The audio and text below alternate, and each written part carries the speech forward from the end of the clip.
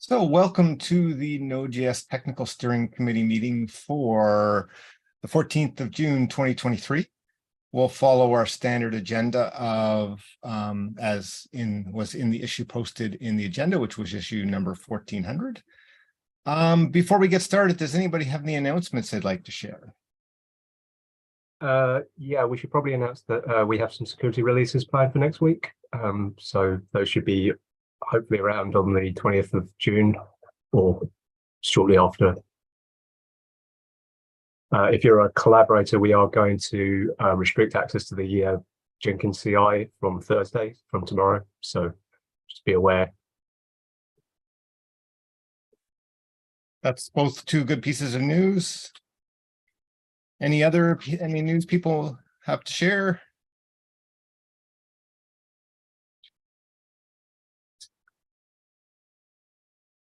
Okay, if not, let's move on to, I guess, Claudia, you just mentioned that the Collab Summit planning is for OpenJS EU is starting soon.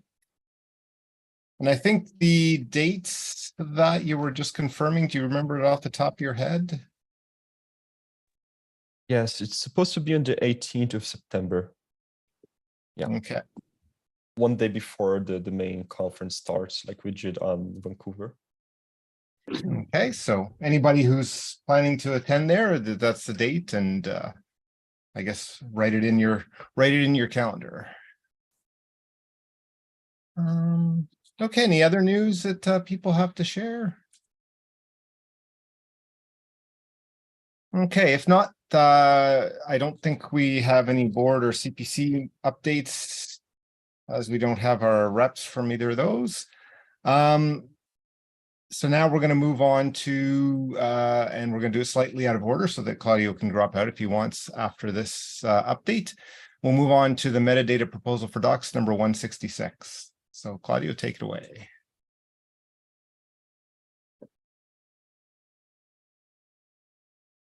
Let's check everything's right here. Can you all see my screen? Yes. Hopefully, yes. And the enormous amount of tabs with Lego Store open in the top. So yeah, since the last time that we had an update on the metadata proposal, I had a long time to reflect on Tobias' feedback, other members' feedback. You can, as usual, open the issue to have an overall long read on the whole answer, which is not what I'm going to cover here. Today is more of a quick update on the changes on the actual metadata part.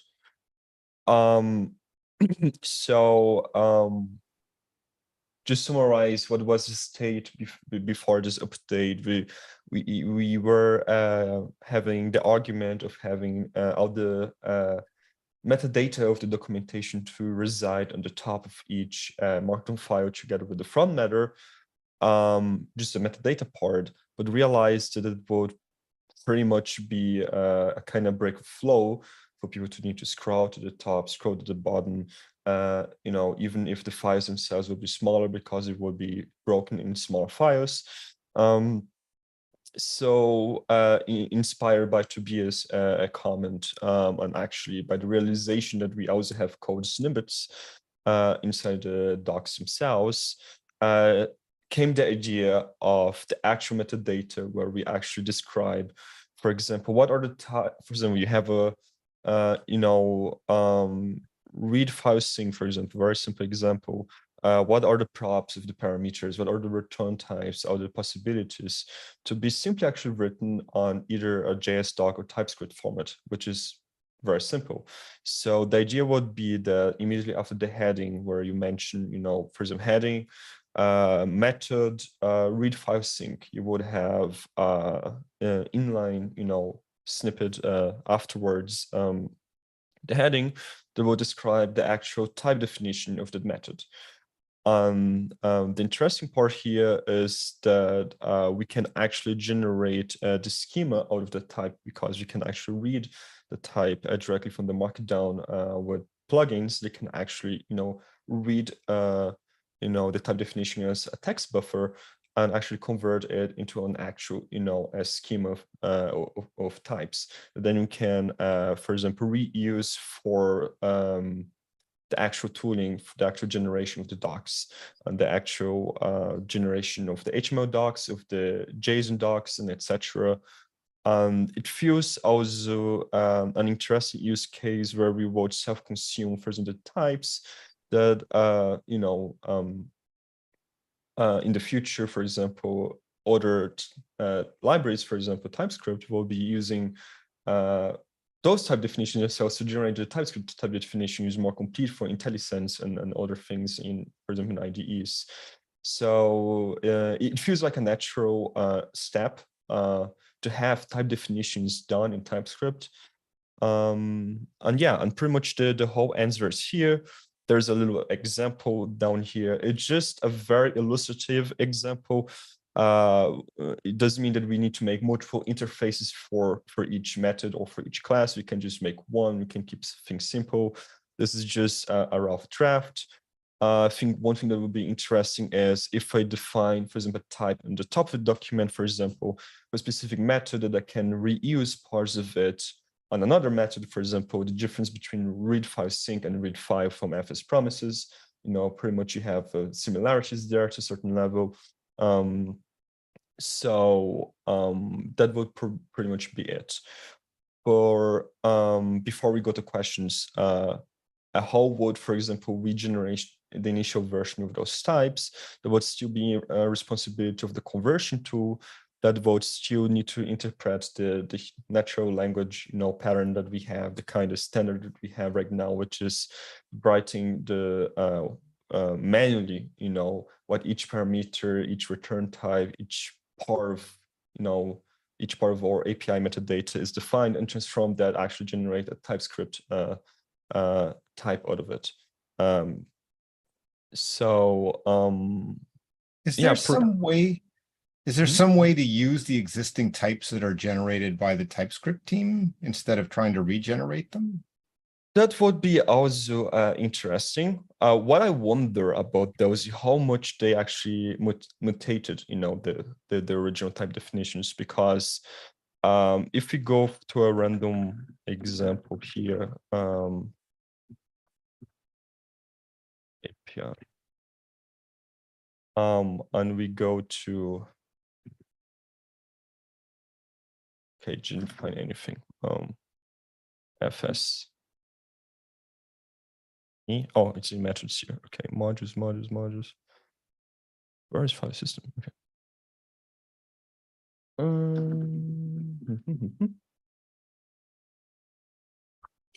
So, read file sync, for example, where we have, the two variations of the method or more. I think there are more. Yeah, there's more variations. We have right now the definition of each method, for example, defined in this pattern, which is what I was initially thinking consuming.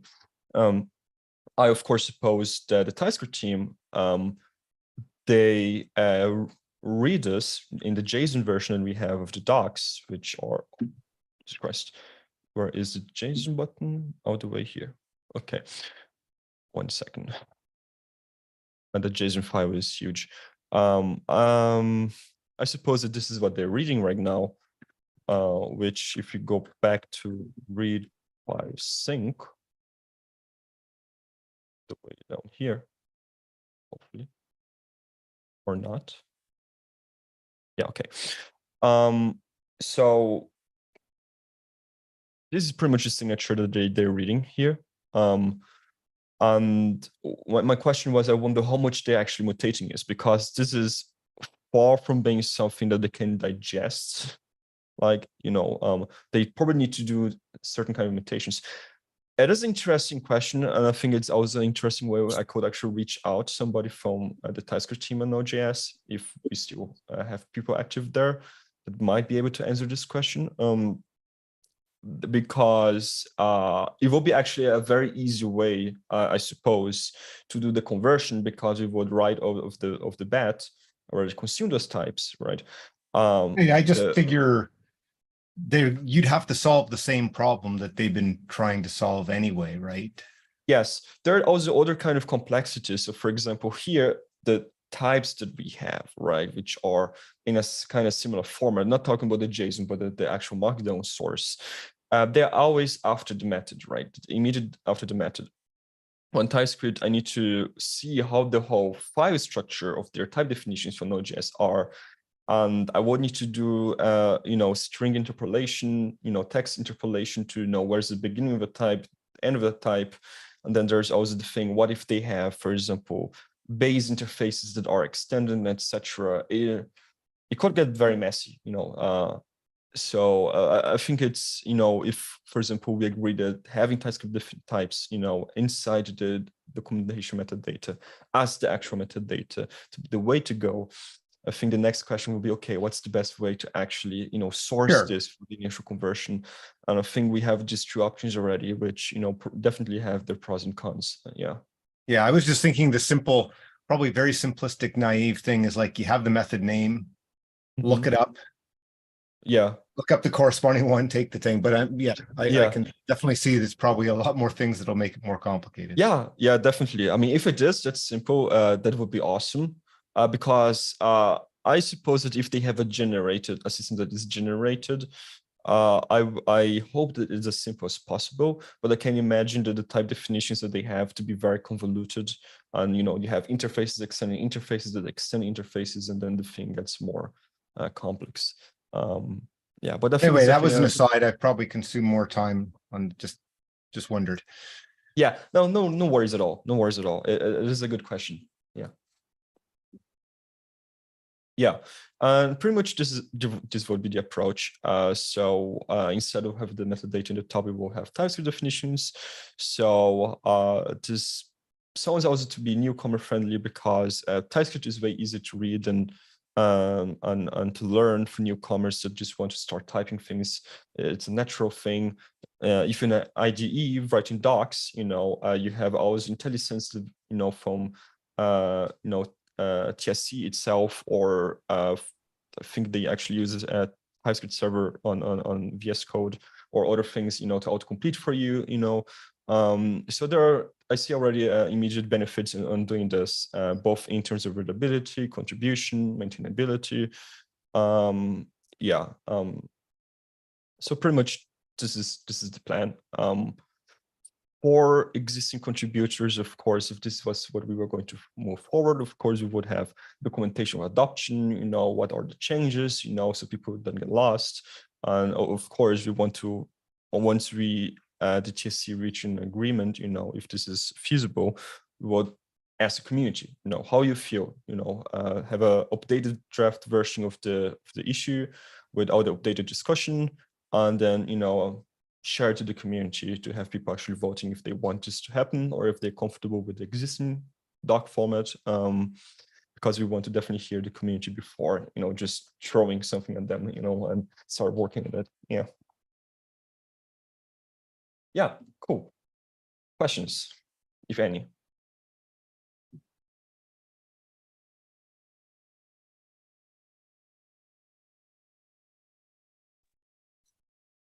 I'll throw one in. So the process will still be like we have the types defined there. We're going to convert them into something more generic like JSON. And so we'll still have the JSON doc. So yeah, other type, families or things could still pull from them. Pull that, regenerate. The TypeScript team should have a really easy time to generate, I assume, because yes, it should be easy to go back and forth between those two. Yes, I suppose that well, there are two paths for the JSON, version of the docs. One is we maintain the current format as it is, right? But of course, I already imagine that there will be less verbose, the types will be more precise here. Or we have this legacy format, which is what we have right now, and then we introduce a new format, which is way simpler, like without all this extra things that we have here that might not be interesting for them. Or for anybody consuming it, for example. And I think with your layered approach, it's as I understand, it'd be easy to add like another generator so that we could keep the old one, but then add the generate like a new one. Yeah, definitely. The whole idea of the new tooling is to, you have the core, which pretty much processes the source and then gives you a kind of an arbitrary syntax tree. And with them, you can just hook, into the pipe and just add generators on top, like HTML, JSON, or different JSON formats, etc., and do whatever you want with it. So it should be very easy, even for people. I don't know, somebody wants to create a plugin for, I don't know, Emacs. They can hook into the generator and and create a new generator for Emacs, whatever. Just an example. Not I think Roy had a question. Yeah. Yeah, it was kind of coming from the same places, your question, Michael, but yeah, wanting to understand better the process here. So for the collaborators, it's going to be a matter of just filling in this in small TypeScript blocks here and there, describing the returning object. And in the future, the idea is that for the initial version, so we want to have a transparent conversion. Like we don't want to put any work on top of the contributors to migrate from the current doc format to the new one. But in the future, if they add in new methods, new classes, or making differences, like changes on the API, it's a matter of there will be a snippet with a type. They update whatever they think that they need to update, and then they just run the tooling, and then they can preview the changes immediately. I see. And I think the discussion, which made a lot of sense to me, was like, if we want to have something which captures the types better than just like ad hoc description, while inventing our own syntax, we're going to run into all the same problems. Like TypeScript maybe not everybody will say, hey, that's easy to use, but like if we tried to invent our own syntax, we'd run into almost all the same edge cases and probably end up having to be just as complicated. So let's just use something that already exists. Right? Yeah. And for alternative purposes, having like a code block with TypeScript, it's something very simple. Conversion for it from TypeScript to JS doc is also very simple, because nowadays the API of JS docs is at least very compatible with TypeScript. At least, for example, if I will annotate the type of a param or return type of a type of a whatever thing that I'm using JS doc for, it's pretty much 99 compatible with whatever the TypeScript itself provides. So if in the future we think, okay, well, maybe TypeScript is a little bit more of a steep learning process than something more natural like JS doc, we can always make the switch if we need. So by using a standard, we open more pathways for making any change to this tooling and to our standard easier for the future. Yeah. Yeah, I agree. There could be use cases in the diagnostics area as well. For example, now we have well-defined structure for the APIs and a well-defined location where the API documentation is available.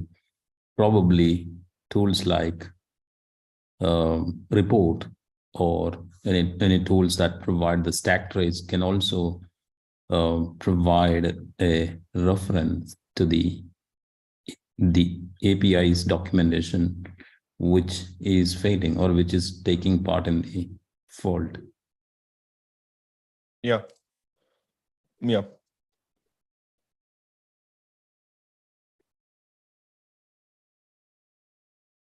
So, as I understand, some part of the documentation is going to be automated, whereas some part is still manual, depends on what level of verbosity you need to attach to that specific API, right? So the idea is that, so the automation part, just to make it clear, is a conversion from the existing API docs, the existing Markdown files, to the new format and the structure of folder structure and etc. proposed on this issue. This is what the conversion tool is responsible for. If we want to add another layer on top, like source things, like generate methods or API docs that are sourced from somewhere else, like for example, from the Node core itself, like you mentioned, the diagnostics and reports, they have apparently JS docs or some kind of, own API doc that you mentioned, we can also make that happen. I think Jarish was saying the opposite. The opposite. So he could in the diagnostics point to these new structures in the docs. Oh, yes. That is 100% feasible. One of the problem today is I have a tool that diagnose an issue and reveals some low-level problems and provides the context. But I don't have a mechanism to point to the API documentation, because API documentation is not homogeneous or not written in a structured manner. Yes, that's correct. Yeah, the idea is that pretty much with the new standard, the whole API is supposed to be homogeneous. The only part that people can manually add, I mean, in general, or like I want to add code examples, some human descriptive example, what this method is about, or some historical context on what something is. The actual human readable, the actual part that, you know, people can read. So the API docs are not just like an class API docs by itself, but also a place where people can go to learn what this method does, and, you know, have actually snippets, examples, and etc. about it. But the actual specification itself, so if you go to every method and you just want to see what are the types, the parameters, what are the version, the history changes, all these things, they're supposed to be very homogeneous. Yes. Yeah, thanks. So, Claudio, are there any other areas that were like contentious, lots of discussion, or is this the last one? This was the last one. I know that Tobias is here, but it's a little bit quiet. Sorry for invoking you to the conversation, Tobias. Just want to know if, for example, this change addresses some of your concerns, if not all or none. Yeah, it addresses some. I mean, I suggested TypeScript myself instead of recreating all the syntax that would be necessary to be fully expressive. I don't have a strong opinion. It's been a while since I looked at this proposal, and very few of the people in this meeting are the people who frequently work with the documentation. So I still don't think it's something that the TSC should decide. It's something that we should involve the people with that actually work on the documentation. It's not for us or the website team to make this call, but yeah, we can discuss it again and again, and then eventually propose it to the collaborator base. But Exactly. I think that should happen rather sooner than later. Yeah, I don't have a strong opinion. This is going to be a huge change. It's going to mess up all Git planes and all that. But if collaborators want that, I'm not going to send it away. That was kind of my question. Like, are we at the point where, and Claudio mentioned, like, hey, let's get some broader input. It sounds like we're at that spot based on what you just said. Yeah. The idea pretty much was to, it's not having approval from the TSC, because I completely agree. It's not the TSC, in my opinion, or the website team to, or a specific team, you know, working group to decide, you know, the whole change of the docs. But it is very important to have an initial full round of feedback from the TSC, so we can, as much as possible, already cut some things that we know that will probably not be good, and etc. So we have a more mature version of this proposal to be presented to the older community in a way that they can easily understand what this is about and what are the clear benefits and the changes and the whole path. Okay, if I vote thumbs up on this, what does it mean? What are the next steps? So if you feel that we are at least somewhat confident with this, or confident with it, but know that there's still a few things that, you know, might need to be polished, I think that is the next step is to create a discussion on, you know, Node.js core, or maybe Node.js collaborators, if you want to only have the input from the collaborators and not random people from the internet, explain exactly what this is, and like what I just mentioned. And this is pretty much what I'm asking right now, because it is a lot of work from my side, you know, to do this whole documentation, to do this. And I would definitely, as much as possible, try to have a good use of my time. Yes. Yep. Yeah, no, and I think there's already been, sorry, go ahead, Tobias.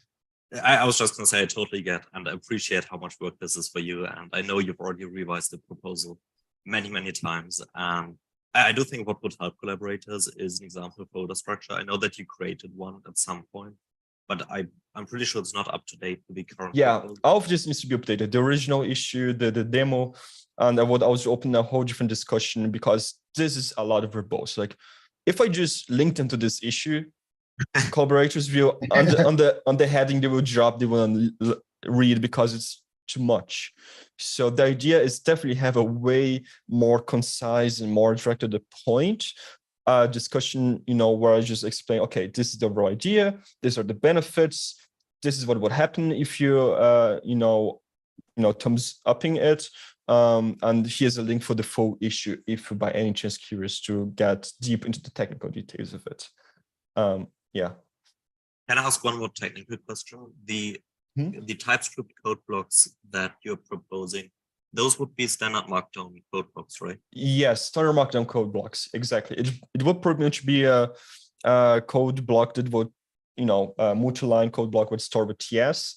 And the way how we differentiate them from regular code examples is that this one would need to be immediately after the heading, where you, for example, you have the heading for a specific method or specific part of your documentation, so that our tooling will understand, okay, this is, the type of this, So it is a code block, but it won't be rendered as a code block.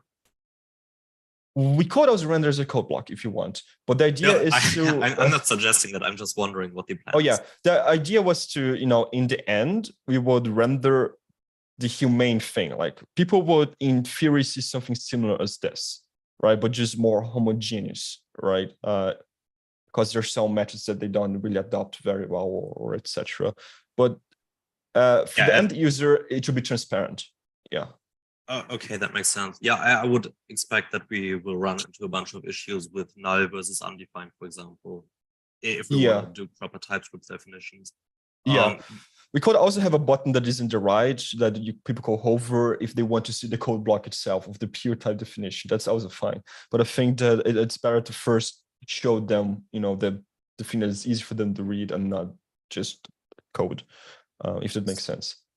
So I guess my main concern right now is that the project has decided against serving type definitions and instead let definitely typed handle that, just because it's super difficult to keep those types up to date, especially if you make a mistake in your types and people have to update their node version just to get correct type definitions. That's not a good developer experience. So now we're kind of putting type definitions for all our APIs as markdown blocks into the documentation, as opposed to properly defining the types and referencing them from the documentation, and then allow TypeScript to generate proper types from that. It just seems in my head a bit messy, but maybe I'm just seeing it in the wrong light. I think if you want to go ahead first. No, go ahead. No, go ahead, Claudia. Okay. What I was going to say, I can see that confusion you had, but the TypeScript types are not actually like types of what we expose to, to the like, for example, what definitely typed or TypeScript team does, or etc. It's just because the TypeScript API, the standard, the convention, is a very well standardized way of defining types, right? So the idea is that it would not be a very precise 100% perfect type, etc., but it was something that would allow to generate the same thing that you see here. And the reason why, for example, I feel that this is better than doing this, because these people write, you need to already write some words, description, etc. You need to remember what are the links. There are a lot of things that happen here. There are ways that you could actually mess up the indentation, that you could do things erroneously, where with a type, it's easier, for example, to validate that either by ESLint, because we have an ESLint plugin, or other things. And it's also easier for us to generate, this schema that other, interested downstream consumers are interested in using. So it's kind of trying to make it easier for people to write this, API definitions. Okay, I understand what you're saying. I think I had the same, thought, Tobias, but when I think it through, though, is like, we want to choose something for our types. And even though we're sort of going TypeScript to something back to TypeScript, we've said we don't want to be the source of those TypeScript files. We don't want to, commit to TypeScript. Like we don't want to say, hey, the only thing the project supports is TypeScript, right? But on the other hand, I think your point is very good that like, well, let's not invent our own thing, right? So, it still makes sense to choose something, even if it does seem a little odd in terms of the back and forth. It meets those two, don't invent something new, but also don't commit to one thing, right? Yeah, I see your point. Right? Yep. I have one more question with regards to the release lines. What is the proposed solution to that after this last revision? There is documentation on the issue, but in short terms, the idea is once we do the migration, we will generate pretty much the tooling, there will be a conversion, right? The conversion tooling would be able to generate for all the supported node versions. So pretty much we would have commits that would be like a doc commit, which is updating all docs for that release line. Which is, I think, what Tobias mentioned a little bit about having a big, blame. I will try to find, we would have the confusion because with the new file structure, it's very likely that Git will lose its reference from the new doc files to the old convention. So if I recall correctly, there is a Git command that allows me to forcefully tell Git, hey, this new file is a continuation of this older file that doesn't exist anymore, even though you're not able to automatically reference that this is the new file. So at least in terms of history path, it will still be continuous. But yeah, it will be like one big atomic commit that will be changing out the docs. That's why it's also discovering the issue. There are a few things that we want to ensure. For example, dry runs. We want to first adopt the conversion tool on the node CI. So for example, every time somebody already updates the documentation in the current format, the tooling can validate, for example, if it works, if not, and etc. So there are a lot of paths before we actually click merge and change docs, right? Yeah. But Sorry, I think related is, I think there was a discussion and kind of the agreement was it would only be backported to the non-maintenance release lines. Mm-hmm. Yeah. So at whatever time it's happening, I think at the time we were discussing it earlier, it was like, well, 16 is in maintenance, so we wouldn't port it there, but it would go back to 18. So I think that's where the discussion with the release team ended up with. Yeah. That would be a reasonable, that would make some backports to the maintenance line a little harder, but that's not as likely to be very often, right? And it's also important to mention that anything before the 16 release, there are a lot of doc files that they don't follow the consistencies at all. So for example, on Node.js dev, which was an experiment of the website redesign team, all you see here is not the original docs. We originated the docs, making a lot of adjustments already to try out, okay, how homogeneous the Node.js docs are. And the test that we had is that starting from Node.js, I think 16, is when all the files, they were actually consistent enough for us to do a proper string interpolation. If we try to use, for example, this tooling that exists in Node.js dev for any version before, you notice that you have a few errors because either spacing not being correct, tabulation issues, or people, for example, doing YAML code blocks in the wrong format, etc. So this is one of the reasons also why we want this as standardized a way of doing docs, because the current docs, it's not really easy to validate, even if you have human proofreading, that it's actually correct or not. And we want to have as much as systems surrounding, or docs that can automatically already validate from the type definitions, that we will have generated from that people are doing all the correct conventions and that, all linting rules are also being followed. So yeah, it's like try to remove as much as possible the human error part of the docs and streamline also the whole process. I know you didn't ask any of this. I'm just being a little bit verbose-ish here. Sorry.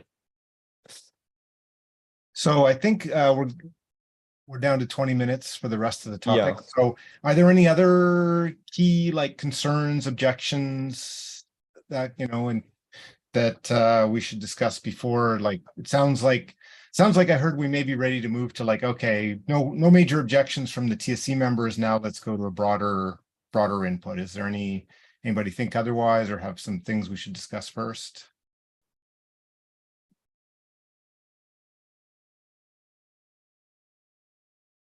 Okay, if not, thanks, Claudio, for all the work and for that overview, and everybody who's really participating in the discussion. I think it's been a lot of work, but the whole goal is to get these kind of feedback and make these adjustments before Claudio puts in even more the bigger piece of work of writing the tooling. So thanks for the feedback at this point. It's good to get that.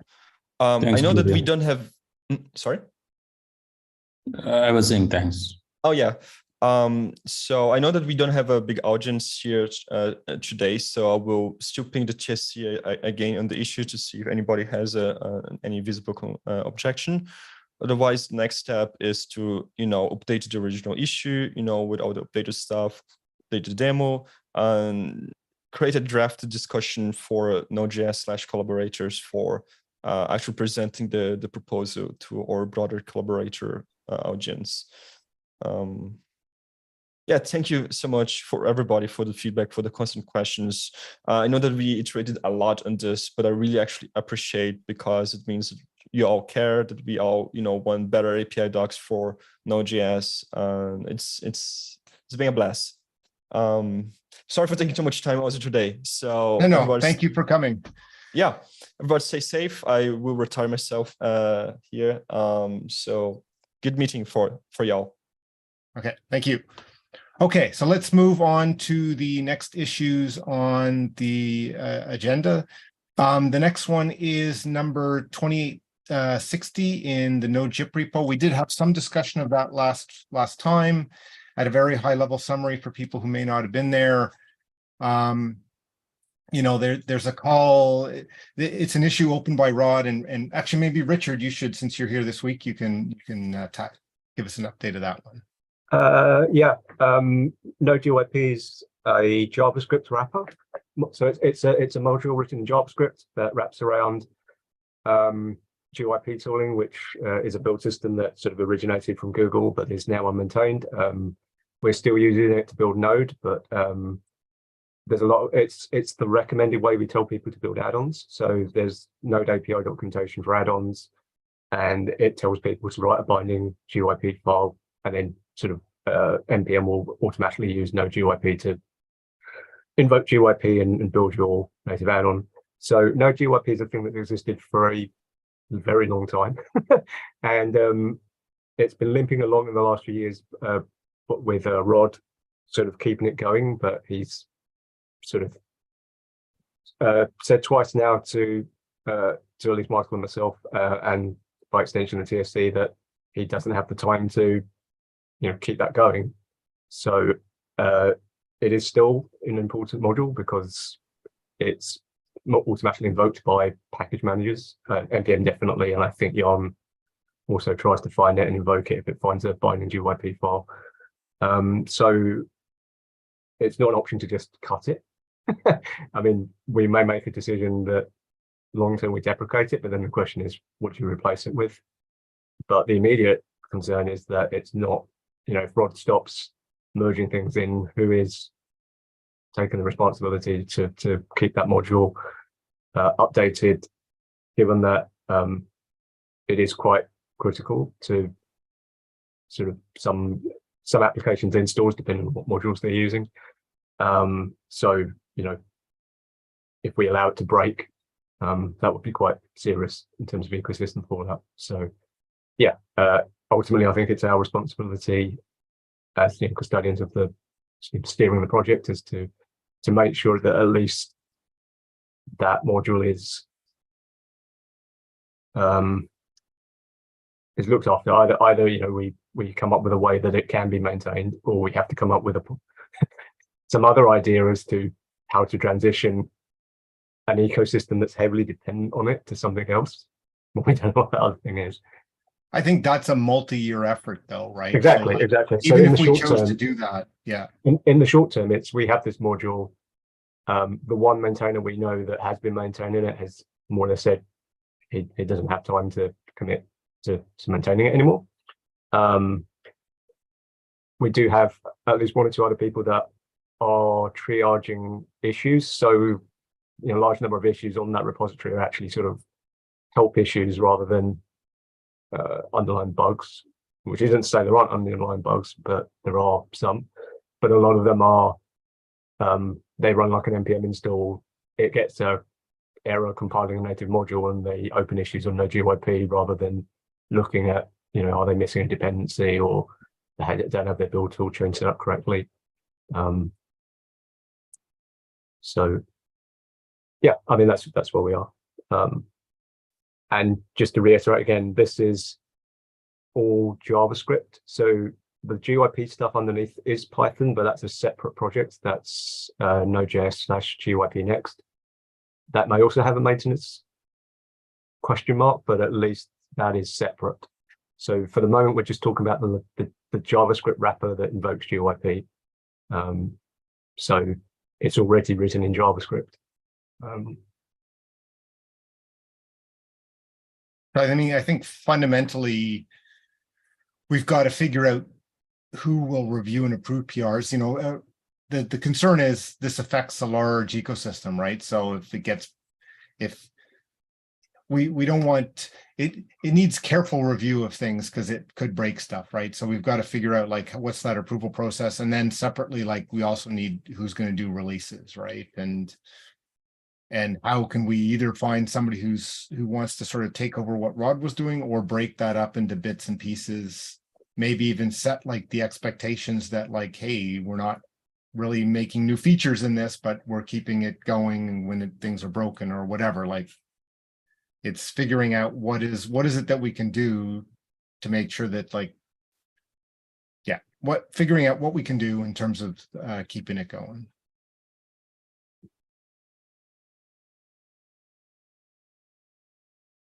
I mean, we could do things like say, well, all the TSC members are now reviewers and approvers, and somehow as a group, that we've got to do that. And if we did that because we couldn't find, somebody who says, hey, I really want to maintain this, it could also be with the expectation that's like, we're not taking new feature requests. It is what it is, but bug fixes, we're going to do something, That mentioned the TSC when there's a critical PR that needs to land because something's broken.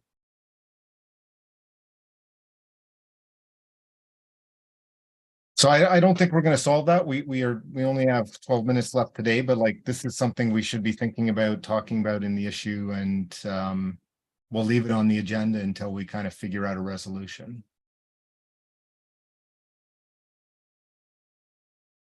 Anything people want to add or thoughts on that one before we move on to any of the others?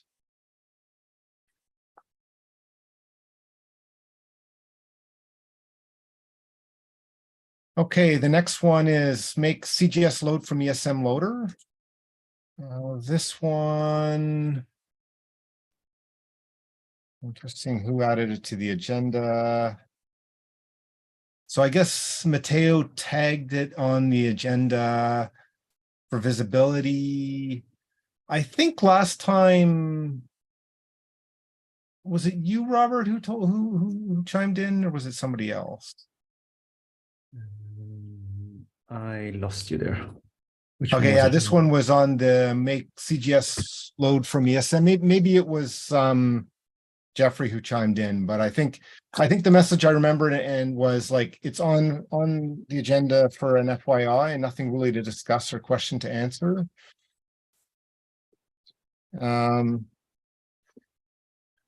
Longer term effort, and I think probably in that context we should just remove from agenda now, right? Like it's been on the agenda for 2 weeks.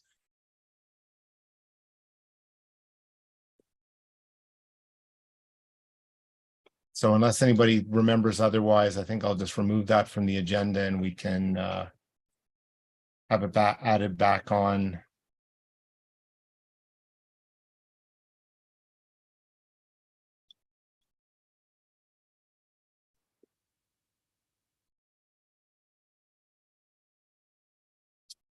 You'll see.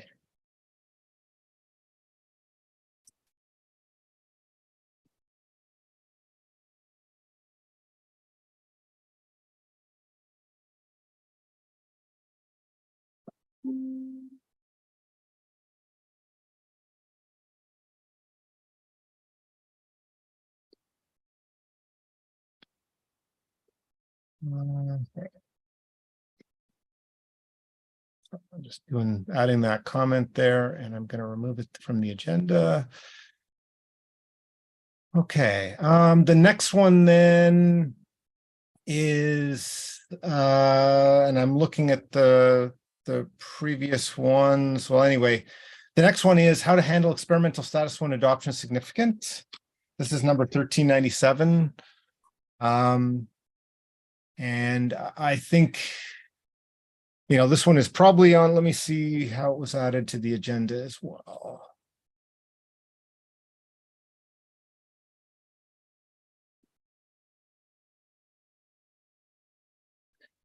I guess I added it to the TSC agenda. So, I think that's, again, as an FYI. I think we discussed this at the last meeting or the one before that. Okay. But it's a very long conversation. Yes, I think so. So I guess I'll say I don't think we should necessarily discuss in this week. I'll take the agenda item off in terms of like there's no specific question, but like hopefully everybody's aware and jumps in there.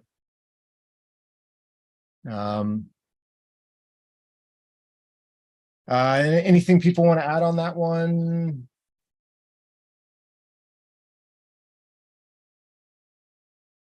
Okay, the next one. I would maybe go add ahead. one thing Yep. on the experimental is that maybe we shouldn't have more additional experimental features until this have been resolved. That would also push some motivation into actually resolving this issue. That's possible. I was also thinking maybe tagging to the release agenda that we can discuss in the release group. Okay, so it's one of those that never get resolved issues. There's no easy answer. So, Roy, do you want to add the release agenda tag just so that if it Yeah. shows up in a meeting, it's somebody who's there versus me adding it? Yeah, but I was thinking more in terms of because I know that Brian like added new some of the modules they mentioned there to Sitgem, but Sitgem also has its maintenance issues, so kind of leave me concerned. Like, are we adding more? But what we have there is already like not in great shape. So, anyways, I wanted to surface more on that from that point of view, not necessarily to try to solve the situation. I don't think there is an easy answer, anyways. But there's some conversation to be had, maybe. Yeah, I think it's worth. Yeah, like in this case, anyway. Yeah, it's a long conversation. I have some thoughts I'll add into the issue too, but like it's. Okay, so I'll move on to the remaining OSSF funding. So this is number 1384.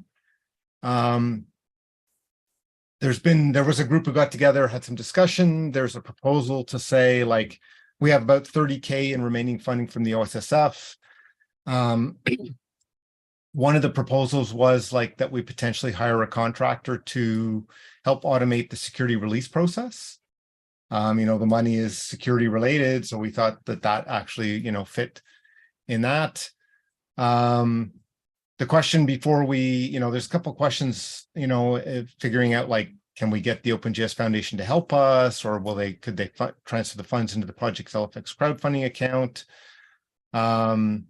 And we'd probably need to figure out the process for applying to do the work and who will do it. And I guess at this point, before we start to ask the OpenJS Foundation and sort of move forward on this proposal, we just want to make sure there's no concerns. Like in the end, it's the TSC who decides what happens with like the LFX crowdfunding account and needs to approve funding and stuff like that. So want to make sure that the TSC is, there's no concerns or objections in moving forward with that. So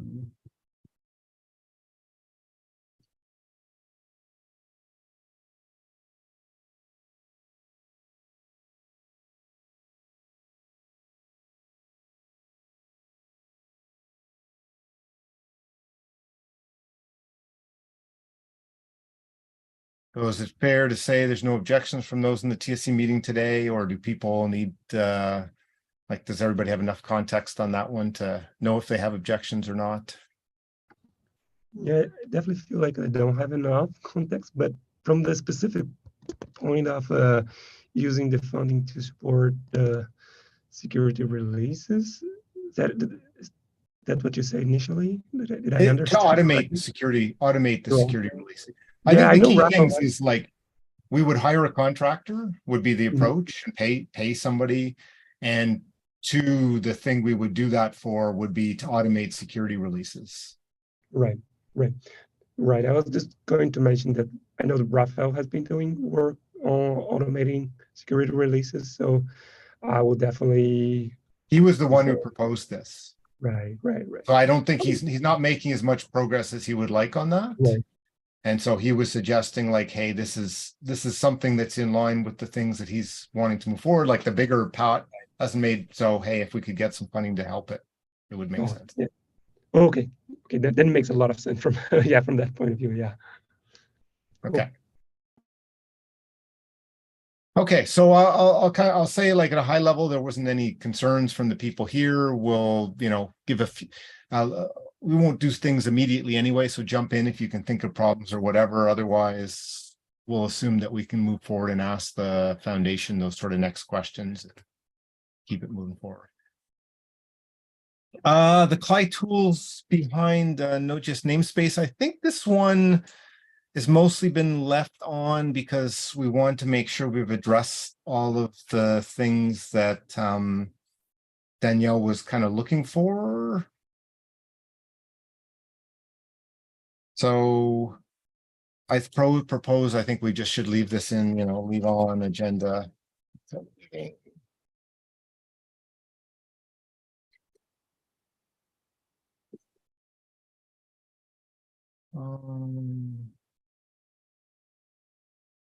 Rest. Okay, so if we leave that on, and in our last 3 minutes, we can move on to Node.js admin. So archive Node.js help in favor of help section on discussions.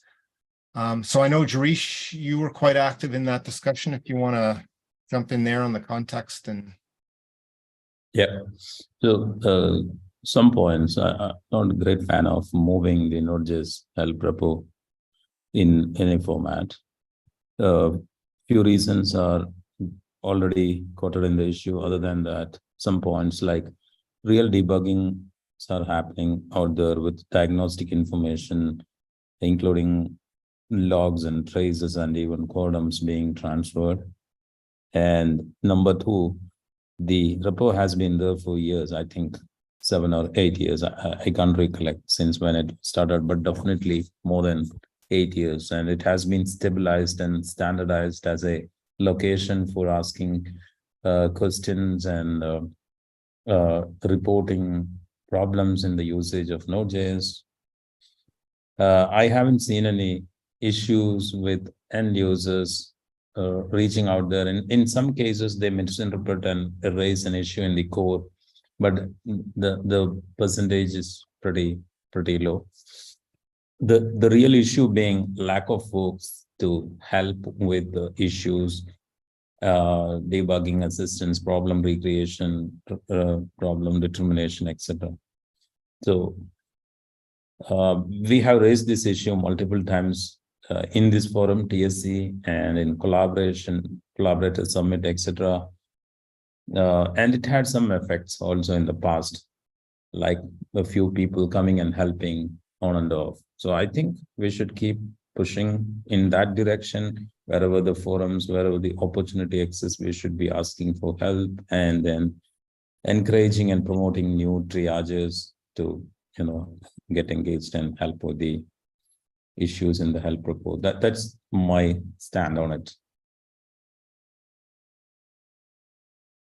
Right, and the proposal was to switch from issues in that repo to discussions, right? Is Yes. that right? Okay. Yeah, I'm not sure what value it would provide. I mean, Right. I would be positive about that if the reduction in the backlog and providing value to the end users, helping them resolving the issues. If that's the direction, that's the objective through this transfer, then I would be positive about that. I don't know.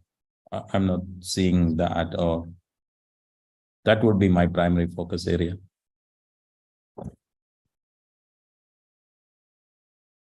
I think it's orthogonal. I don't think moving to discussions is going to increase engagement.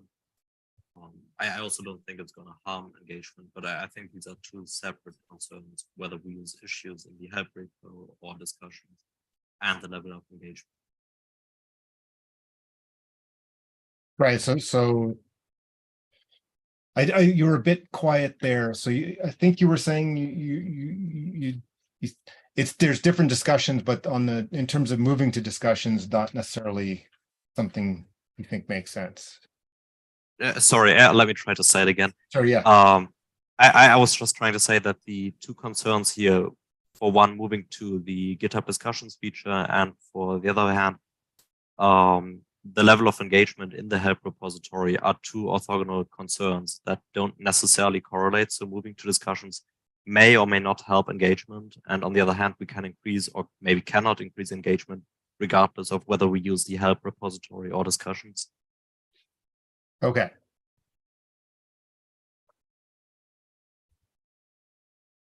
Okay. From my perspective, I'm like, we should respect whatever the people who are actively engaged in the issues and the triage are. And I think Jarish is one of the more active people. So from my perspective, I'm like, I don't think I want to tell the people doing triage, hey, you have to switch to something else.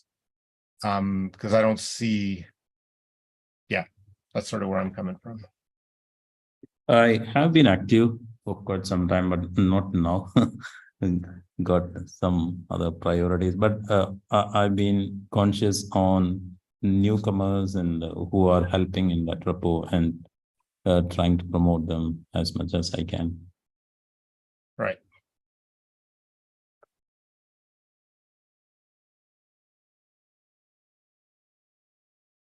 So I guess in terms of coming to a conclusion, does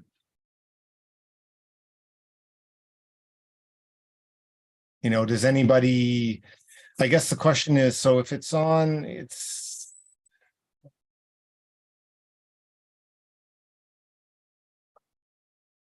so I was just looking who added, Benjamin added it.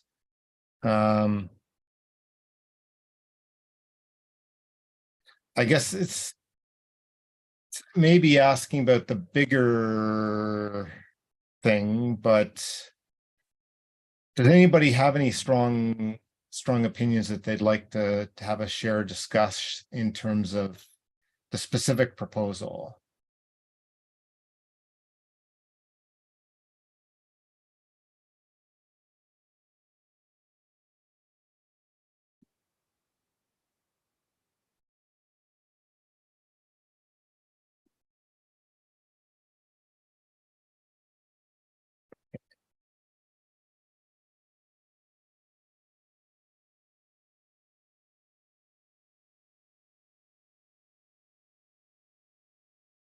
Okay, so I guess it's like, at this point, we're pretty much, well, we're over time. So I would say if you can chime in the issue. Are there any other issues, things that we should talk about before we close out?